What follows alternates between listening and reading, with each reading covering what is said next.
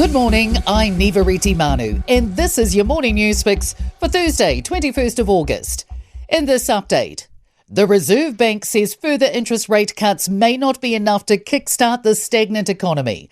It's cut the OCR again and is signalling more cuts on the way. But Chief Economist Paul Conway says house prices and population growth have been the key drivers of New Zealand's economic growth for decades. He says at the moment we're seeing the effects of low house prices and low net migration. In the long run, it's about improving productivity, and monetary policy is not the instrument for that. We're about controlling demand to keep inflation low and stable. There's only so much we can do.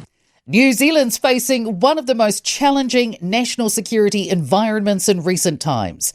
The Security Intelligence Service has kept our terrorism threat unchanged at low in its annual assessment, indicating an attack is a realistic possibility.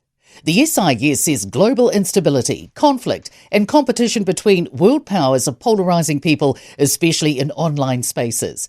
It suggests any plausible attack is likely to come from a radicalised lone actor acting violently without any intelligence forewarning. It says people are more aware of threats but tend to underestimate their impact. A prisoner advocate is pushing for a transformation of the remand system. A just-published Chief Inspectorate report reveals several issues with Mount Eden Prison. It says 95% of inmates are on remand, yet many can't get educational resources until they're sentenced.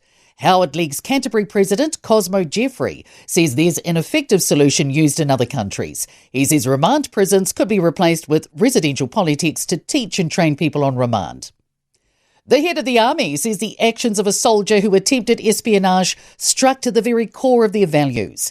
The soldier, who has name suppression, leaked sensitive military information to someone he thought was a foreign agent, but was actually an undercover officer. A court-martial yesterday sentenced him to 2 years in military detention and dismissed him from service.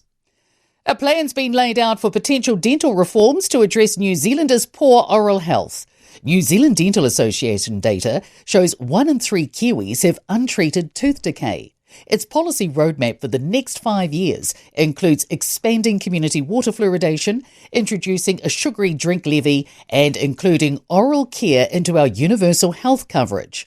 Dental Policy Director Robin Wyman says addressing the dental workforce shortage is key to making this possible. The number of training positions has stayed at 60 in New Zealand since the 1980s, and we really think it's time for an increase in those numbers given the increase in the population. It will be back to the bargaining table next week for the country's secondary teachers. Nearly 20,000 went on strike yesterday, suggesting a 1% pay rise doesn't keep pace with inflation. In sport, Brazilian goalkeeper Fabio has broken the world record for the most competitive football matches following his 1,391st appearance, surpassing the mark set by England's Peter Shilton. New Auckland FC signing Sam Cosgrove intends to imprint his physicality on the A-League. The 1.93-metre English striker has joined the Black Knights as a replacement for the departing Max Mata. Tennis player Lulu Sun has been ousted from the first round of the Monterrey Open in Mexico. I'm Nivariti Manu, that's your latest news fix. We'll be back with the next update at midday from the Newstalk ZB newsroom.